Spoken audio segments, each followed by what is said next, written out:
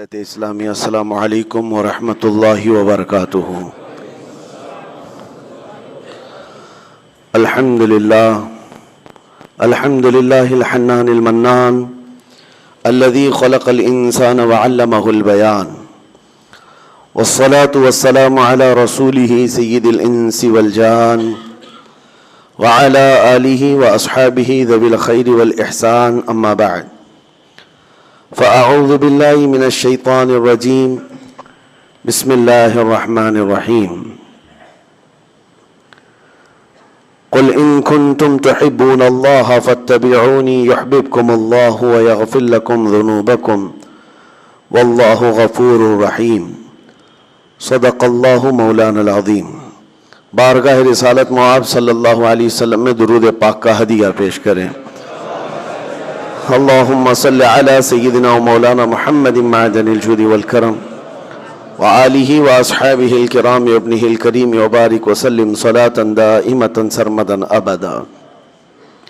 عزیزان گرامی وقار، نبی کریم صلی اللہ تعالی علیہ وسلم کو اللہ تبارک و تعالی نے مبعوث فرمایا وہ عظیم دین دے کر کے جس کے اندر ساری چیزیں موجود ہیں۔ قرآن میں اللہ فرماتا ہے وَلَا رَطَبٍ وَلَا يَابِسٍ إِلَّا فِي كِتَابٍ مُبِينٍ، خشکی کی کوئی چیز یا تری کی کوئی چیز ایسی نہیں ہے جو قرآن میں بیان نہ کی گئی ہو۔ کمپلیٹ دین جس کو کہا جائے وہ صرف اور صرف اسلام ہے، اور قرآن پاک کمپلیٹ کتاب جس کے بارے میں شروعات میں ہی اللہ نے فرمایا ذَلِكَ الْكِتَابُ لَا رَيْبَ فِيهِ، یہ وہ کتاب ہے جس میں شک کی گنجائش ہی نہیں۔ اور بہترین لا جس کو کہا جائے قانون، وہ قرآن پاک ہے۔ وجہ یہ ہے کہ دنیا کا جتنا بھی ٹیلنٹڈ آدمی ہو، ذہین آدمی ہو، ہے تو انسان، بہت ہی اعلیٰ دماغ کا آدمی بھی ہو، جب وہ قانون بنائے گا تو اس کا ذہن جتنی دیر تک چلتا ہے، جتنی دور تک چلتا ہے، اس حساب سے بنائے گا، اس کے زمانے کے حالات دیکھ کر کے بنائے گا۔ انسان لمیٹڈ دماغ رکھتا ہے، چاہے جتنا بھی عالی دماغ ہو، وہ اپنے زمانے میں موجود برائیوں کو روکنے کے لیے قانون بنائے گا، اور اچھائیوں کی طرف لے جانے کے لیے جتنی لمٹ ہو سکتی ہے اس کے قانون بنائے گا۔ لیکن اس انسان کو یہ نہیں معلوم کہ اگلے سالوں میں ہونے والا کیا ہے، اگلے سالوں میں کون سی برائیاں آنے والی ہیں، یہ اس کے دماغ میں نہیں ہے۔ تو دنیا کا کوئی اعلیٰ سے اعلیٰ دماغ رکھنے والا انسان بھی قانون بناتا ہے تو انکمپلیٹ قانون ہوگا۔ قانون وہی سب سے بہتر ہوگا جس نے پوری کائنات کو بنایا ہے۔ اس رحمان کو یہ اچھی خبر ہے کہ کل کیا ہونے والا ہے، قیامت تک کیا ہونا ہے، اور اس کے علاوہ انسان کی باریکیاں، اس کی ضروریات ایسی ہے کہ اس کا بنانے والا ہی بہتر جانتا ہے اس کے لیے کون سی چیز نفع بخش ہے، کون سی چیز نقصان دہ۔ مثال کے طور پر آپ، ایسا تو نہیں ہوتا کہ واشنگ مشین خرید رہے ہیں اور پھر اس کے استعمال کرنے کا طریقہ جو ہے آپ جا کر کے موٹر سائیکل کی کمپنی سے پوچھتے ہوں، بائک والی کمپنی سے پوچھتے ہو میری واشنگ مشین چلانے کے گائیڈز آپ دو، رولز آپ دو۔ اس کی فیلڈ الگ ہے، اس کی فیلڈ الگ ہے، اس کا کام الگ ہے، اس کا کام الگ ہے۔ وہ اچھے سے آپ کو سمجھا کر کے بھیجے گا، جس نے واشنگ مشین بنائی ہے اسی سے جا کر کے آپ پوچھ لیں کہ اس کو چلانا کیسا ہے، اس کے اندر کیا کیا چیزیں ضروریات ہیں، کیا کیا لگتی ہیں، آپ اسی سے پوچھ لیں۔ یہ تو دنیا کی ایک معمولی سی مثال میں آپ کے سامنے رکھ رہا ہوں، بلا تشبیہ و بلا تمثیل۔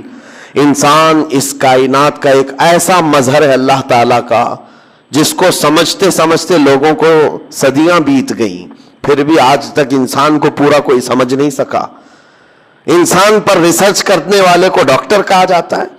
آج جو ڈاکٹر ہیں وہ بھی تو محدود ہیں، پہلے جو ہے پورے ڈاکٹر ہوا کرتے تھے، فزیشین جو ہوا کرتے، ابھی تو صرف ایک پارٹ کا ڈاکٹر بنتا ہے، صرف دماغ کا ڈاکٹر الگ ہے، صرف ہارٹ کا ڈاکٹر الگ ہے، صرف رگوں کا ڈاکٹر الگ ہے، نیورو سرجن ہے، صرف کڈنی کا ڈاکٹر الگ ہے، صرف ہڈیوں کے الگ ہیں۔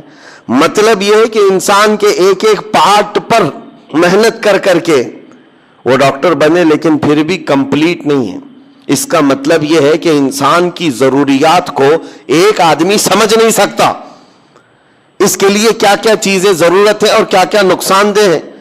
کئی لوگوں کے دماغ کو ملا کر کے سمجھنا پڑتا ہے انسان کی ایک طبیعت کو.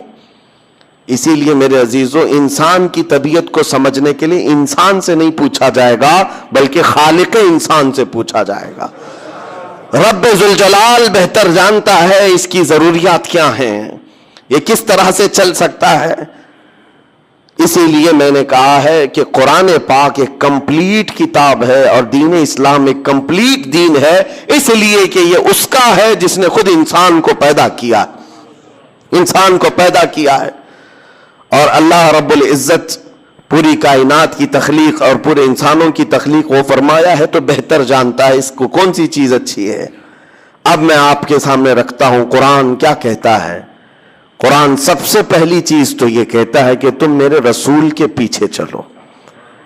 یہ ایک راستہ بتا دیا گیا کہ اگر تمہیں ڈائریکٹ کوئی چیز نہیں سمجھ میں آ رہی ہے تو رسول کو کیوں بھیجا گیا ہے کہ ان کا اٹھنا بیٹھنا چلنا پھرنا، ان کے بات کرنا، ان کے تمام اخلاق و کردار کو دیکھو اور اس راستے پر چل پڑو. یہ آسان ہے، ان کے پیچھے چلو. اور ان سے منہ پھیرو گے تو بڑے نقصان اٹھاؤ گے.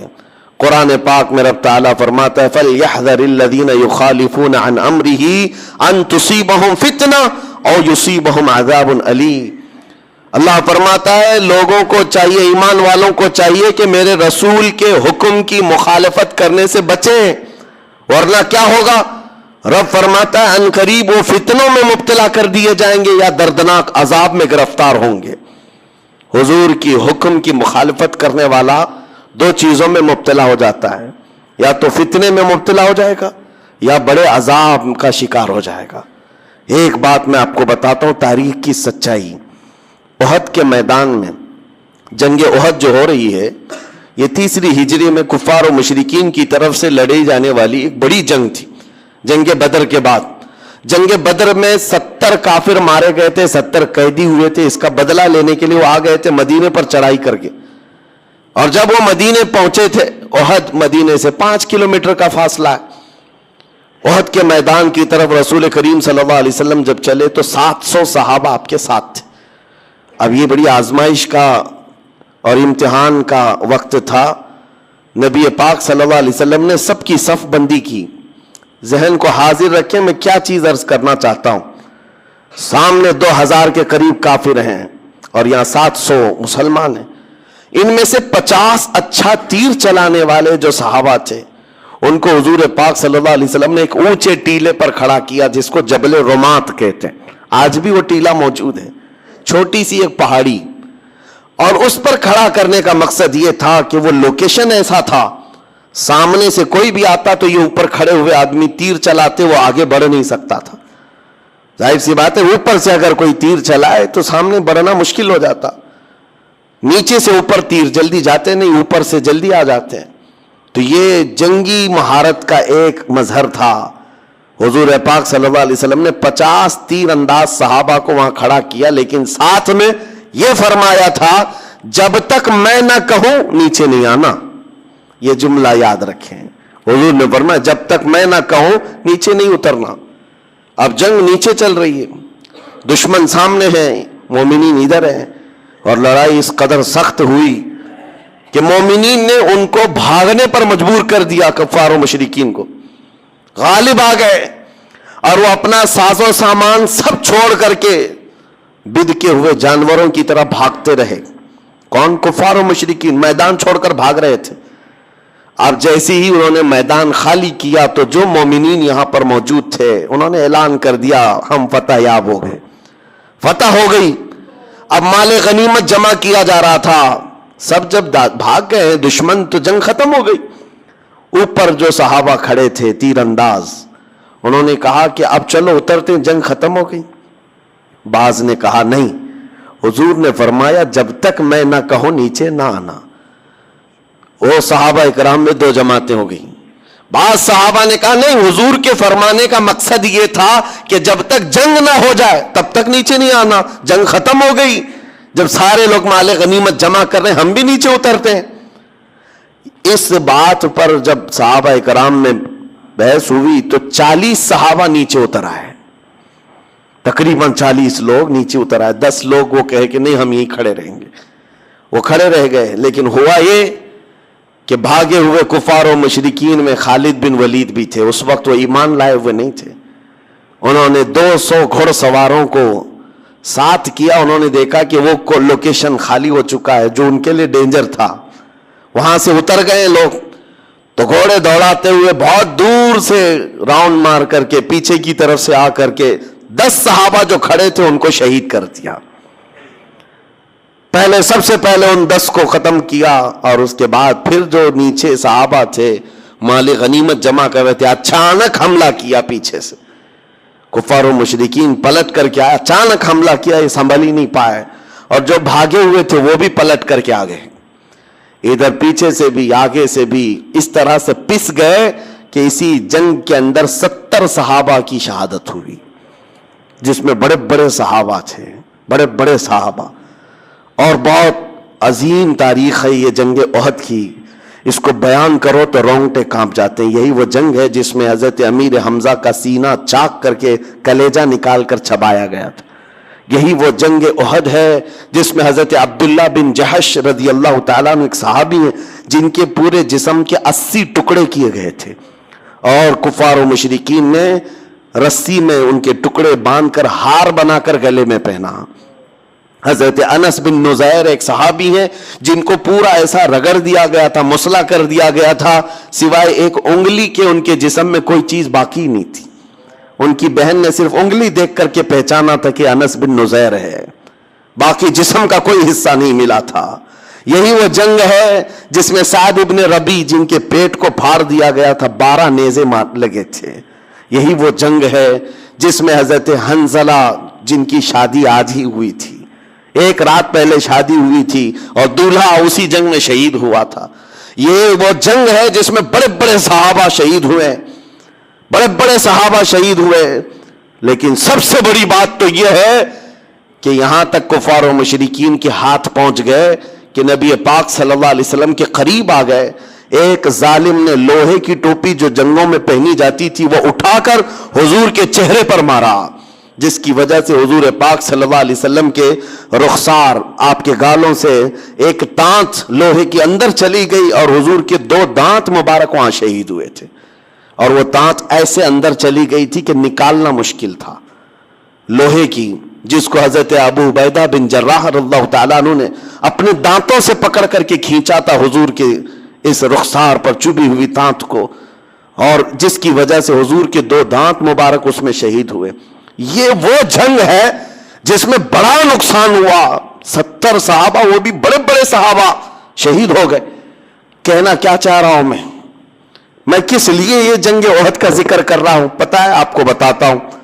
اتنا بھاری جو نقصان ہوا، اس کے اسباب کیا تھے؟ ظاہر سی بات ہے جب جنگ میں خسارہ ہو تو نقصان اور خسارے کا سبب ڈھونڈنا ضروری ہے۔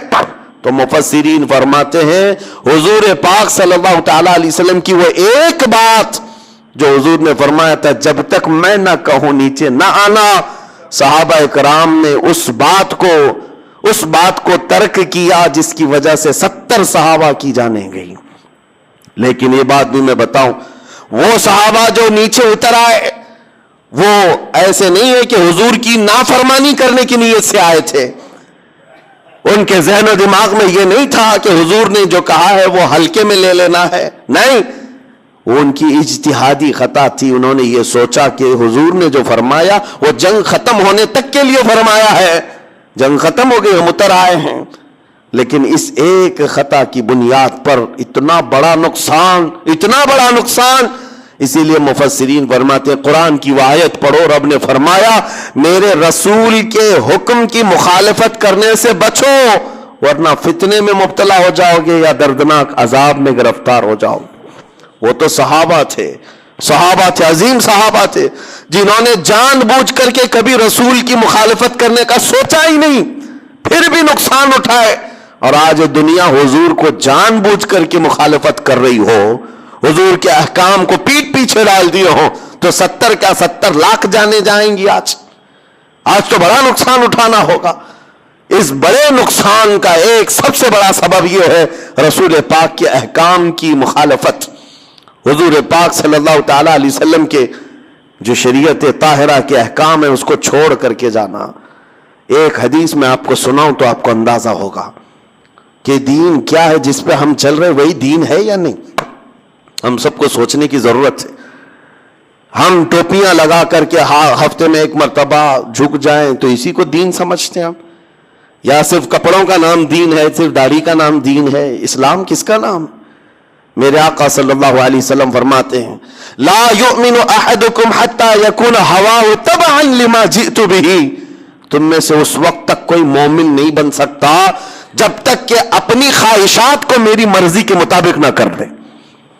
تمہاری اپنی خواہشات حضور کی مرضی کے مطابق جب تک نہیں کرو گے تب تک پورے مومن نہیں بن سکتے۔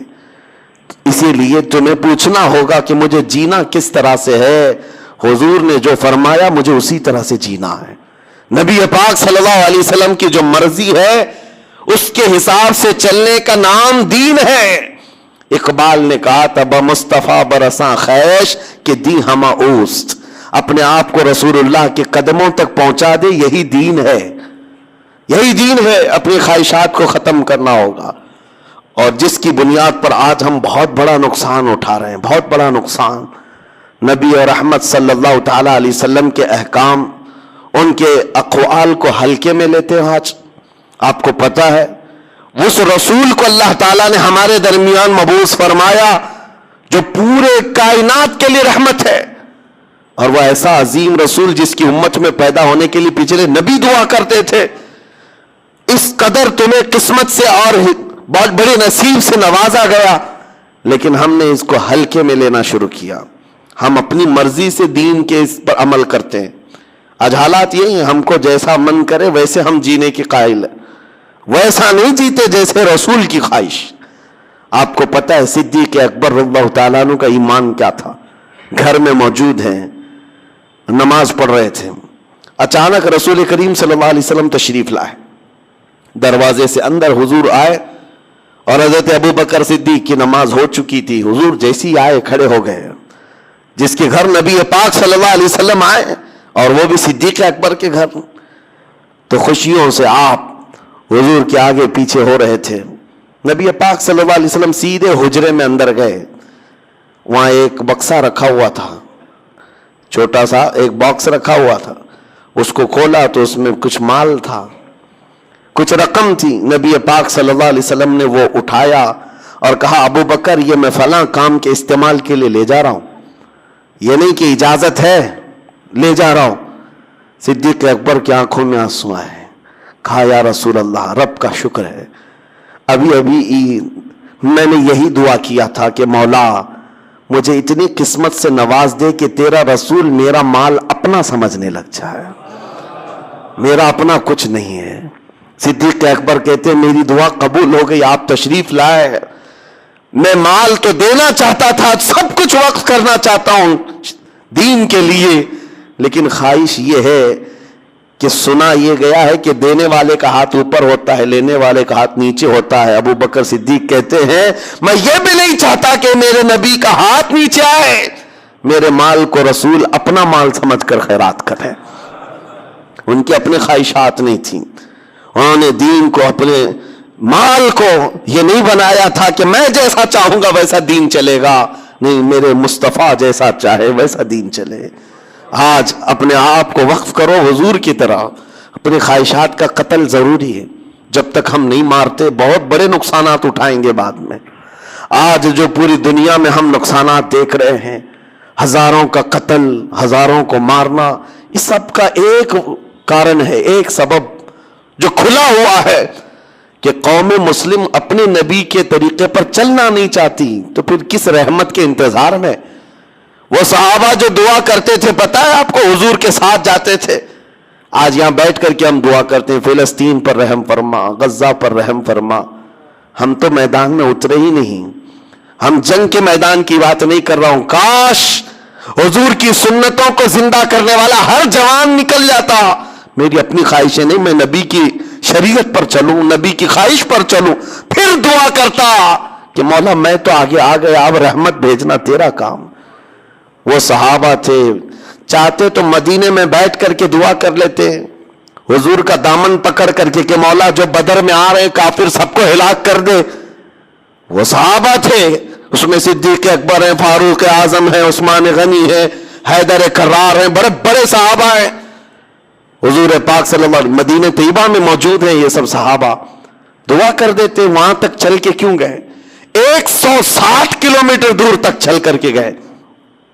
پتا ہے اس میں سے ایک جنگ ہے جس کے بارے میں حضرت ابو ہریرہ فرماتے ہیں, جب ہم چل کر کے گئے تھے تو پیروں میں سب کپڑے باندھے ہوئے تھے, کپڑے پھاڑ پھاڑ کر کے پیروں میں, چپل کسی کے نہیں. پوچھا گیا کہ کیوں کپڑے باندھتے تھے؟ کہتے ہیں کہ پہاڑی راستہ تھا, چل چل کر کے ایک صحابی کے بھی ناخن باقی نہیں تھے, سب کے ناخن ٹوٹے ہوئے تھے, سب کے ناخن ٹوٹے ہوئے, اور کپڑے باندھ کر کے یہ لوگ چلتے تھے. 160 کلومیٹر دور, گرمیاں نہیں دیکھی, ٹھنڈیاں نہیں دیکھی, حضور کے پیچھے چل پڑے. اور جب بدر کے میدان میں آئے تو حضور پاک صلی اللہ تعالی علیہ وسلم نے پوچھا بھی تھا, جس کو جانا ہے وہ جا سکتا ہے, واپس جو مدینہ جانا چاہے وہ جا سکتا ہے. اس میں انصار صحابہ جو مدینے سے چل کر کے آئے تھے. اچھا ایک بات یہ بھی بتا دوں, جنگ بدر کیوں ہوئی؟ مسئلہ تو تھا کہ جو صحابہ مکہ سے ہجرت کر کے آئے تھے, کفار و مشرکین ان کا مال لوٹ چکے تھے مکہ میں. اب وہ قافلے میں جا رہا تھا مال ملک شام تجارت کے لیے. تب حضور نے فرمایا کہ جن کا مال لوٹا ہے کفار مکہ نے, چلو نکلو اس قافلے کا راستہ روکو, ہمارا ناحق مال لے کر کے جا کر کے وہ بیچ رہے ہوں, ہم اپنا مال کا مطالبہ کریں گے. تو یہاں بات سمجھ میں آتی ہے کہ جو مکہ سے ہجرت کر کے آئے تھے صحابہ, جن کا مال لوٹا گیا تھا, وہ اگر جنگ میں جاتے تو سمجھ میں آتی بات. لیکن یہ انصار صحابہ جو مدینے میں پیدا ہوئے, مدینے میں ان کا گھر ہے, وہ کیوں حضور کے ساتھ جا رہے ہیں؟ ان کا کیا تھا؟ نہیں, بس فرمان رسول ہے تو پھر دیکھنا نہیں. ان کے اپنے کیا ذاتی مقاصد تھے؟ نکل کر کے آئے, اور جب وہاں بدر کے میدان میں پہنچتے ہیں حضور نے فرمایا جو جانا چاہے جا سکتا ہے واپس. بڑی تکلیفوں کا سفر کیا تم نے. وہ صحابہ کیا کہتے ہیں؟ حضرت مقداد بن اسود ایک صحابی کھڑے ہوتے, کہتے ہیں یا رسول اللہ, ہم بنی اسرائیل نہیں ہیں, موسیٰ علیہ السلام کی قوم نہیں ہے جنہوں نے کہا تھا اے موسیٰ آپ اور آپ کا خدا جا کر قوم جبارین سے مقابلہ کرو, ہم بیٹھ کر دیکھیں گے. اے رسول پاک, ہم بنی اسرائیل نہیں, امت محمدیہ ہیں. میرے آقا آپ تو مدینے سے بدر تک ہمیں لے آئے, مدینے سے یمن تک بھی لے جاتے تو ہم میں سے کوئی پیچھے مڑ کر نہیں دیکھتا. یہ دین, یہ ہے, یہ دین ہے. مٹا دو اپنی ہستی کو اگر کچھ مرتبہ چاہو, حضور پاک کے قدموں میں آ جاؤ, اور اپنی خواہشات نہ ہو. جنگ خندق کے بعد جو معاملات ہوئے تھے, جنگ خندق سنا ہوگا آپ نے, تفصیل سے میں کبھی سناؤں گا. 1 مہینہ تو خندق کھودنے میں لگ گئی تھی مدینے کے باہر, جس میں خود رسول پاک اپنے ہاتھ میں کدال لے کر کھودتے رہے. اور یہی وہ جنگ ہے خندق جس میں حضور نے اپنے پیٹ پر پتھر باندھے تھے. بھوک کی شدت ایسی تھی صحابہ کو, مہینہ بھر خندق کھودتے رہے. وہ خندق کیوں کھودی گئی تھی کہ جب دشمن آئیں گے تو وہ تیز دوڑنے والا گھوڑا بھی یہ خندق عبور کر کے مدینے کی طرف نہ آئے, جنگ ادھر کی ادھر ہی رہے, اس لیے خندق کھودی گئی تھی. خندق کھودی, پھر آئے دشمن پورے پڑاؤ کیے 12,000 کی تعداد میں. اور جنگ ایسی نہیں ہے کہ 1 دن 2 دن, بلکہ وہ جنگ بھی مہینے بھر تک تھی.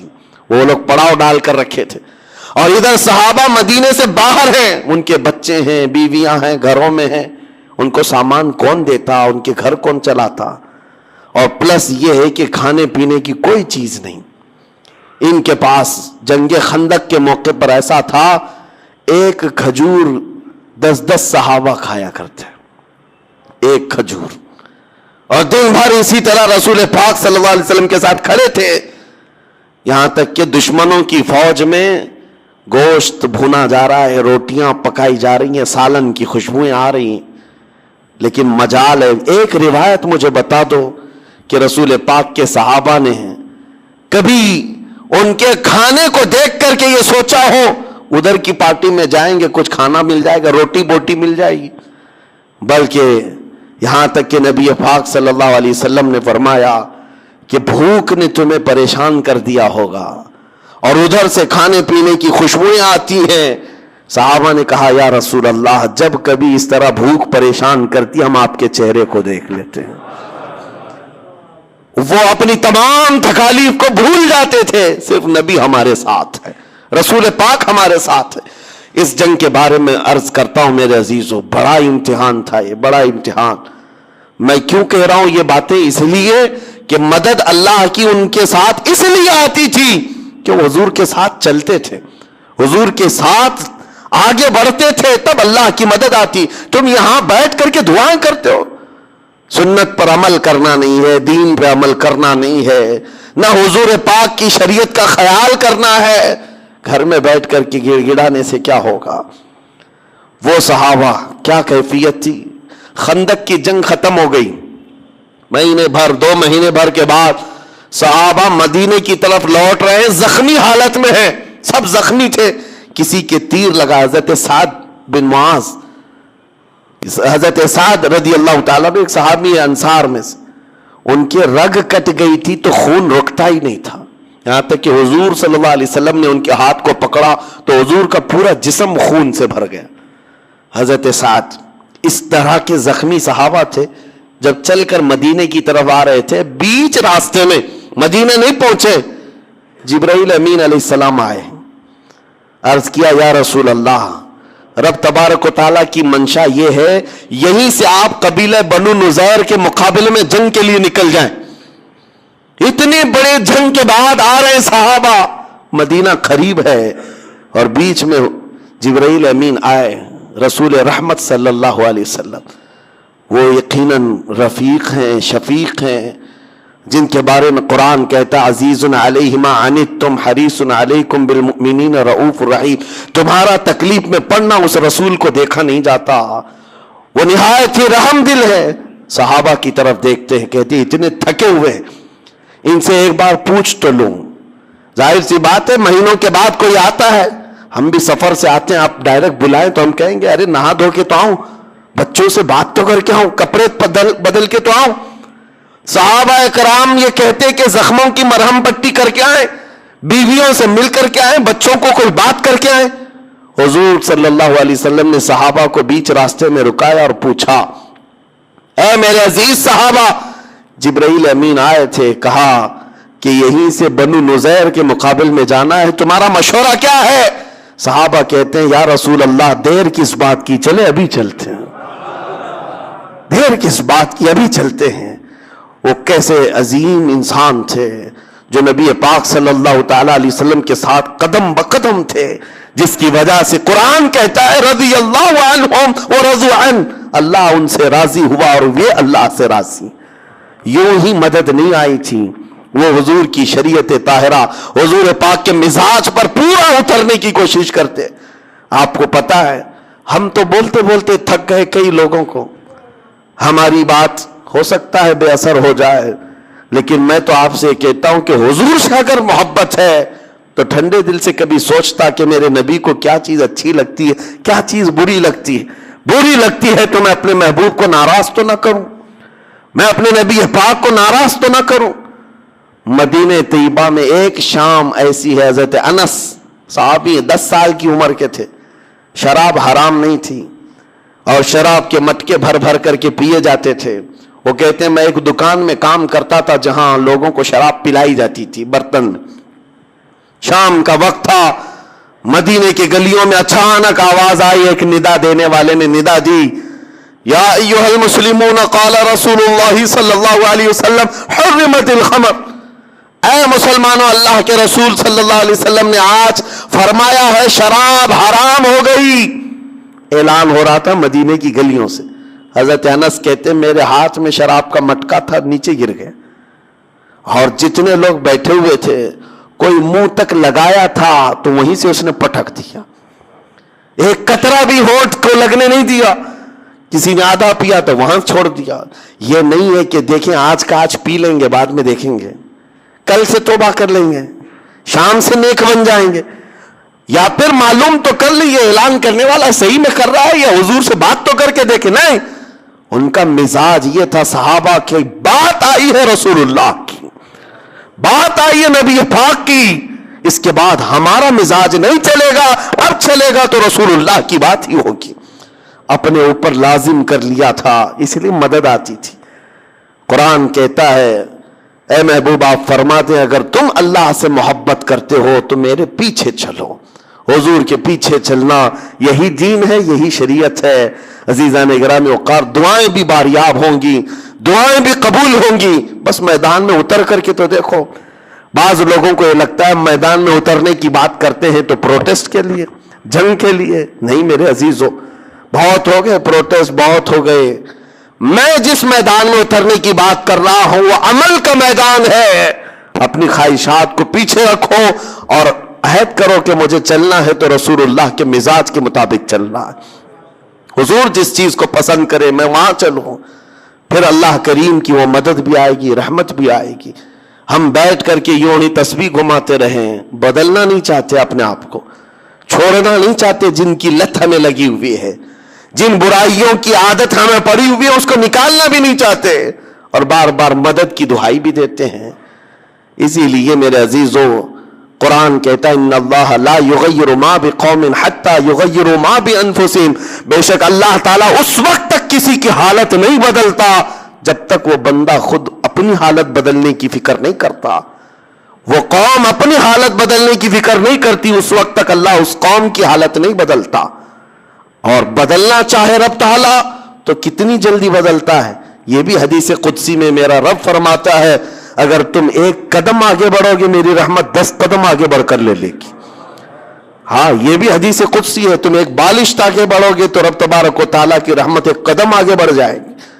وہ ہمہ وقت تمہیں قبول کرنے کو تیار ہے, لیکن شرط یہ ہے کہ آؤ تو صحیح. جس کو شاعر نے کہا تھا ہم تو مائل بکرم ہے کوئی مانگنے والا ہی نہیں. اللہ کریم وہ رحمت فرمانے والا ہے, لیکن آئے تو صحیح کوئی. اللہ تبارک و تعالی ہمیں حضور کی شریعت اور ان کے مزاج کے مطابق جینے کی توفیق عطا فرما. خلاصہ کلام یہ ہے میرے عزیزوں, وہ صحابہ جو فائز المرام تھے, بلند مقامات پا لیے, رب کی رضا پا لیے, تو صرف وجہ یہ تھی کہ وہ اپنے نفس سے نہیں چلتے تھے, حضور کی خواہش کے مطابق چلتے تھے. آپ کو پتا ہے ایک مدینے کی خاتون ہے, بڑی حسین و جمیل خوبصورت لڑکی, ماں باپ کی اکلوتی بیٹی. ایک بار حضور پاک صلی اللہ علیہ وسلم کے پاس ایک غریب صحابی آئے, کہا مجھے نکاح کرنا ہے. حضور نے سیدھے اس خوبصورت لڑکی کے گھر بھیج دیا, ان کو جاؤ پیغام لے کر کے چلے جاؤ. اور یہ غریب ایسے تھے, شکل سے بھی ان کی کوئی خاصی توجہ نہیں تھی, شکل ایک کالا رنگ تھا. حضور پاک نے جب فرمایا کہ جاؤ فلاں گھر میں ایک نوجوان لڑکی ہے, نکاح کا پیغام. جب وہ گئے, ماں باپ بیٹھے ہوئے تھے, لڑکی اندر ہے, جوان لڑکی, مدینے کی خوبصورت لڑکی. ماں باپ نے پوچھا کیسے آنا ہوا, کہا رسول پاک صلی اللہ علیہ وسلم نے بھیجا, آپ کے گھر بیٹی ہے, میں نکاح کا پیغام لے کر آیا. انہوں نے شکل دیکھی اوپر سے نیچے, کہا آپ کو حضور نے بھیجا, کیا کرتے ہو؟ کہا غریب آدمی ہوں, مال دولت تو کچھ ہے نہیں لیکن کماؤں گا, میں نکاح کا پیغام لے آیا ہوں. ماں باپ ہے, ایک اکلوتی بیٹی حسین و جمیل ہے, ان کے دل پر ایک بات آئی, کہا آپ جائیے, ہم ابھی اپنی بیٹی کو نہیں دینا چاہتے, ابھی ہم اپنی بیٹی نہیں دینا چاہتے, حضور پاک صلی اللہ علیہ وسلم سے ہم بات کریں گے. وہ صحابی تو گئے, ان کا تو کہنا یہ تھا کہ روز میں جہاں پر بھی جاتا تھا ہر جگہ لوگ ریجیکٹ کرتے تھے, میرے لیے کوئی نئی بات نہیں تھی. وہ پلٹ کر حضور کی بارگاہ میں چلے آئے, لیکن اندر جو خاتون تھی, لڑکی حسین و جمیل شہزادی, باہر نکل آئی. ماں باپ سے پوچھا یا ابا جان کون آیا تھا؟ کہا فلاں آیا تھا. کہا کیا لے کر کے؟ کہا کہ حضور نے فرمایا کہ تیرے نکاح کا پیغام لے کر آیا. آپ نے کیا کہا؟ ہم نے اسے واپس کر دیا. اس لڑکی کی چیخ نکل گئی, کہا کہ آپ نے ایک عذاب کو دعوت دی, آپ نے عذاب کو دعوت دی گھر پر, رسول پاک نے بھیجا اور آپ نے اس کو منع کر دیا. کہا بیٹی وہ تیرے برابر کا نظر نہیں آ رہا تھا، نہ وہ مال میں ہے نہ شکل میں ہے۔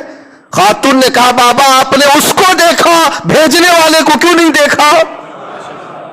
جس نے بھیجا اس کو کیوں نہیں دیکھا؟ باپ کے دل پر بات لگ گئی کہ میری بیٹی نے مجھے کیا کہا۔ دوڑتے ہوئے آئے، بارگاہ مصطفیٰ میں کہا، وہ صحابی جو پہلے آئے تھے ابھی سنا ہی رہے تھے کہ مجھے ریجیکٹ کر کے بھیج دیا ہے اس صحابی نے، وہ بیٹی نہیں دینے والے۔ حضور پاک ان کی سنی رہے تھے، یہ دوڑتے ہوئے بیٹی کے باپ آ گئے، کہا معاف کریں سرکار، خطا ہو گئی، معاف کریں، آپ نے بھیجا میں نے تاخیر کی، مجھے منظور ہے، میری بیٹی کو بھی منظور ہے، جب آپ فرمائیں نکاح قبول ہے، نکاح منظور ہے۔ اتنی تاخیر بھی صحابہ برداشت نہیں کرتے، اگر حضور کا حکم آ گیا ہے، پھر نفس نہیں، اپنی خواہش نہیں۔ عزیزان گرامی وقار، حضور صلی اللہ علیہ وسلم نے نکاح تو کر دیا مسجد میں، لیکن پتہ ہے اسی رات کو جنگ کے لیے نکلنا تھا۔ حضور پاک نے اس صحابی کو جو کالے رنگ کے تھے پیسے دیے، جا شادی کے سامان خرید کر کے لا، شادی کا سامان خرید کر لا، گھر سجا لے۔ وہ گئے خوشیوں سے کہ نبی پاک نے پیسے دیے، مال دیا ہے، بازار میں گئے، لیکن ڈھنڈورچی کی آواز سنی کہ رسول پاک صحابہ کے ساتھ میدان جنگ میں جا رہے ہیں۔ یہ غریب تھے، شادی کا سامان کیا خریدتے، سب جنگ کا سامان خرید لی، ہتھیار خرید لیے، وہ لوہے کی زرہ خرید لی، لوہے کی ٹوپی خرید لی، گھوڑا خرید لیا، سب کچھ پیسے اسی میں لٹا دی، اور پھر پورے تیار ہو کر صبح کے وقت میدان جنگ میں حاضر آ گئے، اور کوئی نہیں پہچان رہا تھا انہیں، کوئی نہیں پہچان رہا تھا، اور دوپہر تک یہ گھمسان کی جنگ میں تھے۔ حضور نے دور سے دیکھ کر صحابہ سے پوچھا یہ کون جوان ہے، ہم میں سے تو دکھتا نہیں۔ صحابہ نے کہا یا رسول اللہ ہم میں سے نہیں، باہر سے کوئی آیا ہوگا، ہم کوئی نہیں پہچانتے اس کو، کیونکہ وہ غریب صحابی ایسے کہ کبھی انہوں نے زندگی میں زرہ نہیں پہنی تھی، کبھی لوہے کے کپڑے نہیں آئے تھے، پیسہ اتنا آیا ہی نہیں تھا۔ صحابہ جب یہ کہنے لگے حضور مسکرائے، کہتے ہیں تمہیں پتہ نہیں وہ میرا عبداللہ ہے جس کو میں نے کل شادی کے پیسے دیے تھے، اس نے سب جنگ کا سامان خرید لیا۔ وہ صحابی ہیں لڑتے لڑتے شام سے پہلے جام شہادت نوش کر گئے، شہید ہو گئے۔ جب وہ شہید ہوئے تو میرے آقا ان کے پاس آئے، ان کے سر سے ٹوپی اتاری اور ان کا سر اپنی گود میں رکھ کر کے ان کے چہرے سے دھول کو صاف کیا، اور پھر قرآن پڑھنے لگے میرے آقا یہ کہہ کر من المؤمنین رجال صدقوا ما عاہدوا اللہ علیہ، ایمان والوں میں اللہ کے کچھ ایسے بندے ہیں جنہوں نے اللہ سے کیا ہوا وعدہ پورا کر دکھایا۔ اور ان کا مال جو بچا تھا اس صحابیہ کو بلایا جن سے کل نکاح ہوا تھا، کہا وراثت میں اب یہ تمہارا حصہ ہے۔ میرے عزیزو، اس روایت کو بیان کرنے کا صرف مقصد یہ ہے ان کا اپنا نفس نہیں تھا، ان کے اپنے خواہشات نہیں تھی، وہ چلتے تھے تو رسول اللہ کے پیچھے بمصطفیٰ برساں خیش کے دی ہماؤس۔ سچ کہا ہے اقبال نے، اپنے آپ کو نبی کے قدموں تک پہنچا دے، یہی دین ہے اور یہی ایمان ہے۔ مولا اسی دین تک ہم سب کو پہنچنے کی توفیق عطا فرمائے۔ وآخر دعوانا ان الحمدللہ رب العالمین۔ السلام علیکم۔